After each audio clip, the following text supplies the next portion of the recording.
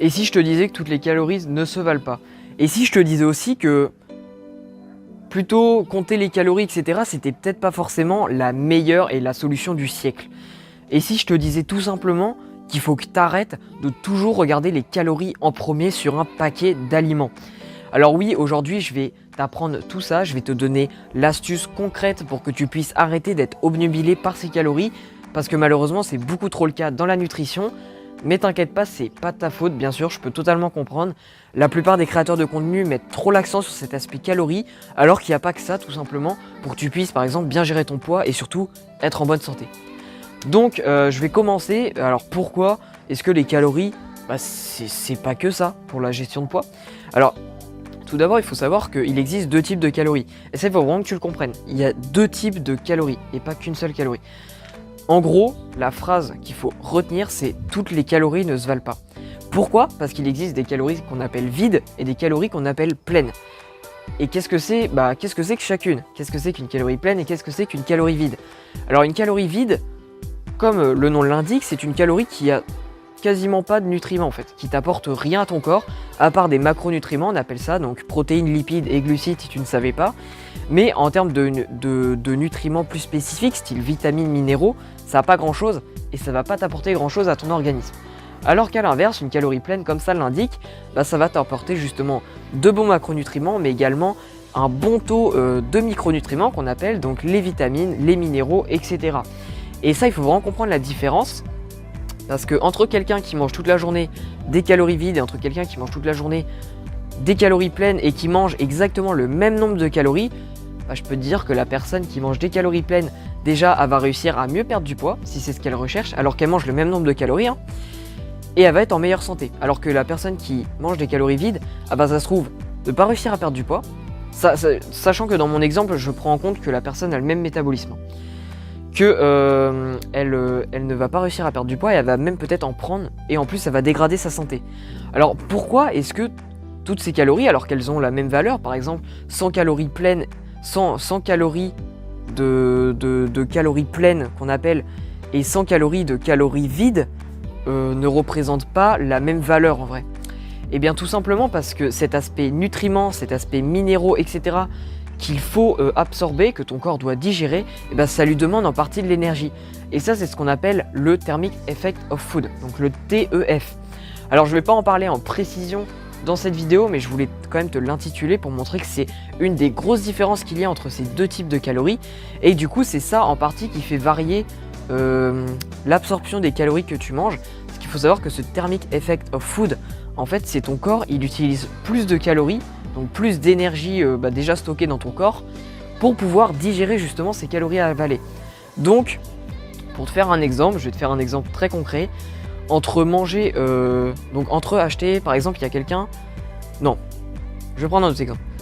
Si tu hésites entre acheter un poulet rôti, tiens, un petit poulet rôti et tout, et entre un cordon bleu.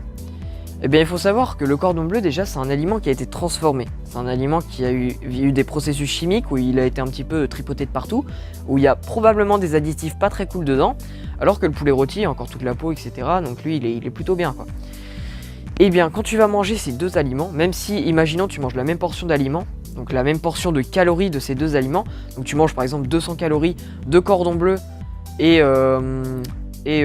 tu manges un autre soir ou je ne sais quoi 200 calories de poulet rôti, et bien ton corps va avoir plus de mal à digérer le poulet rôti puisque ce sera des calories pleines en grande majorité comparé au cordon bleu, ce sera des calories vides.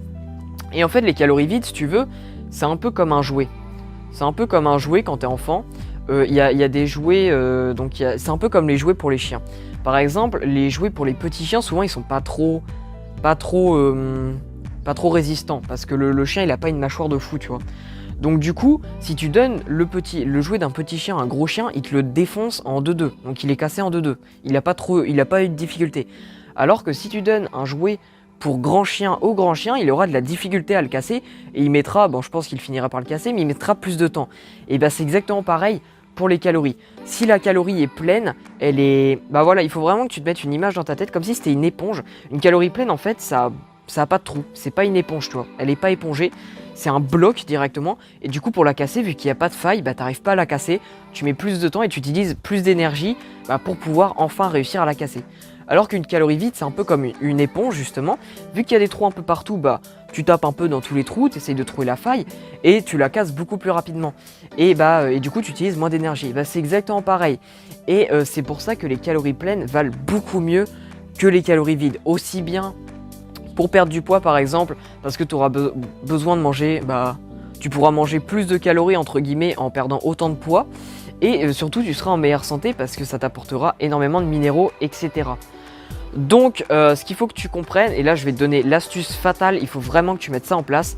Dès que tu vas au magasin à présent, je veux que dès que tu veux acheter un aliment, que tu vois un aliment au loin, tu te dis waouh, c'est trop bien et tout, tu regardes dans tous les cas la liste des ingrédients avant le tableau nutritionnel. Je te prie de faire ça. Pourquoi? Parce que ton cerveau, si tu regardes d'abord la valeur nutritionnelle et que tu vois, waouh, il n'y a pas beaucoup de calories pour les 100 grammes, c'est trop bien et tout ça. Et ensuite, tu regardes les ingrédients et tu vois, en fait, il y a plus de 5 ingrédients. Et quand il y a plus de 5 ingrédients, ça veut dire que c'est un aliment horrible dans tous les cas. Eh bien, tu t'en fous en fait. Même s'il y a plus de 5 ingrédients, même s'il y a les additifs, tout ce que tu veux, tu vas repenser au tableau nutritionnel que tu viens de regarder et tu vas te dire, ouais, mais il n'y a pas beaucoup de calories et tout, c'est top pour moi, etc. Et pourtant, ça contient ces fameuses, donc ce nombre qui n'est pas très élevé de calories, c'est que des calories vides et ça va justement dégrader ta santé et ça va rien t'apporter vraiment, ça va rien apporter à ton corps, ça va juste dégrader justement ta santé et c'est vraiment pas cool.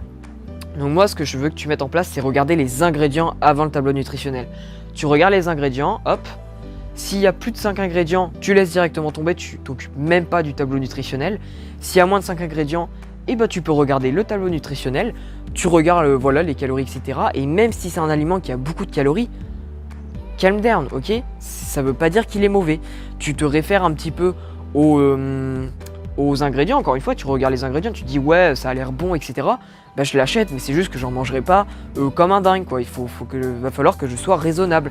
Donc, soit tu fais ingrédients et ensuite tableau nutritionnel, soit tu fais vraiment, si tu t'en fous, ingrédients, tout court. Le tableau nutritionnel, c'est vraiment une nécessité secondaire. Il ne faut pas que ça soit la priorité comme la plupart des gens.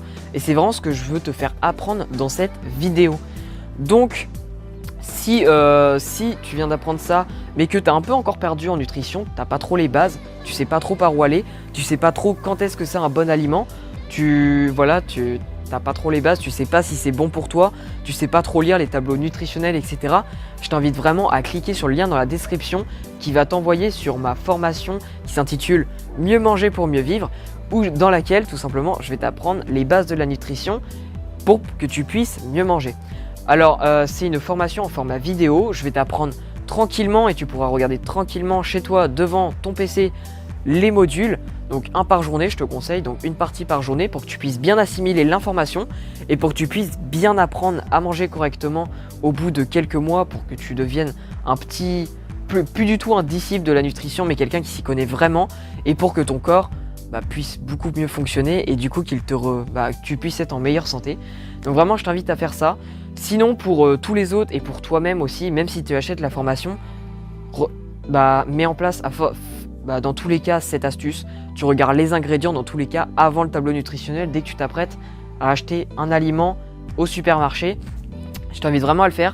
Ou alors sinon dans tous les cas à laisser tomber le tableau nutritionnel, à regarder que les ingrédients et à t'y référer. Donc pour rappel, si plus de 5 ingrédients, tu laisses tomber. S'il y en a moins de 5, tu prends. Enfin tu prends si t'aimes bien bien sûr. Hein.